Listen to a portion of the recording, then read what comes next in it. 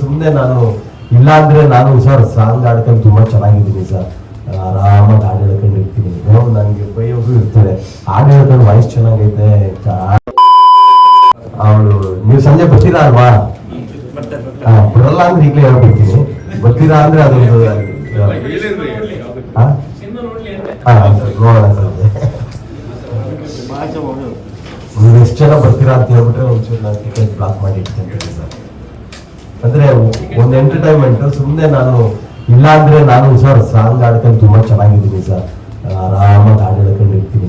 ನನಗೆ ಬೈಯೋದು ಇರ್ತಾರೆ, ಹಾಡು ಹೇಳ್ಕೊಂಡು ವಾಯ್ಸ್ ಚೆನ್ನಾಗೈತೆ, ನಿಮ್ದೇ ಇರ್ಬೋದಲ್ಲ, ನಿಮ್ಗೆ ಯಾಕೆ ಬೇಕಿತ್ತು ಈ ಪಿಕ್ಚರ್ ಸಮಸ್ಯೆ ಅಂತ ನಮ್ಗೊಂದು ಕಾನ್ಫಿಡೆನ್ಸ್ ಇರೋದಕ್ಕೇನೆ ಇಲ್ಲಿ ತನಕ ಬಂದು ಈ ಪ್ರೆಸ್ ಮೀಟ್ ಎಲ್ಲ ಮಾಡಿ ನಿಮ್ಮನ್ನ ಧೈರ್ಯವಾಗಿ ಫ್ಯಾಮಿಲಿ ಜೊತೆ ಬನ್ನಿ ಅಂತ ಕರೀತಾ ಇರೋದು.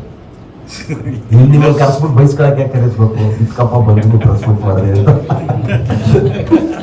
ಸೊ ನಮ್ಮ ಪ್ರಾಜೆಕ್ಟ್ ಮೇಲೆ ಇರೋ ಒಂದು ಪ್ರೀತಿ, ಒಂದು ನಂಬಿಕೆ ಅದು. ಈಗ ಆಮೇಲೆ ನಮ್ಗೆ ಸಿಕ್ಕಿರೋ feedback sir, Mysuru Gayatri theatre ಅಲ್ಲಿ 2ನೇ ವಾರ ಓಡ್ತಾ ಇದೆ. ಅಲ್ಲಿ ಎಲ್ಲಾ ಪಿಕ್ಚರ್ಗಳಿಗೂ ಈಗ ಥಿಯೇಟರ್ಗಳು, ಸಿಂಗಲ್ ಥಿಯೇಟರ್ಗಳೆಲ್ಲ ಆಲ್ಮೋಸ್ಟ್ ಇದಾಗಿವೆ, ಡ್ರಾಪ್ ಆಗಿವೆ.